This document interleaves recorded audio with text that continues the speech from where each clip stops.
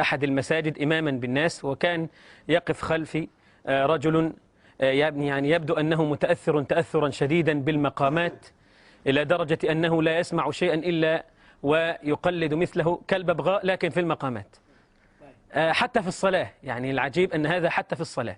فأنا وقفت وبدأت أقرأ: الحمد لله رب العالمين، وإذا من خلفي يقول أنا تعجبت جدا وتوقفت قليلا بعد ما بدأت الآية الأولى، خشيت الناس يقولوا نسي الفاتحة، فقلت الرحمن الرحيم. يعني قلت بقى مش هينفع. حاولت أن أنا أغير المقام لعله ما يستطيع أنه يعني يفعل غير هذا. مالك يوم الدين.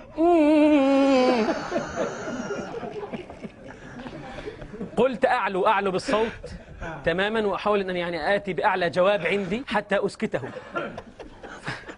فقلت إياك نعبد وإياك نستعين. علي هو قال والله وظل هكذا طوال القراءة، حتى إني لما ركعت قلت يعني الله أكبر.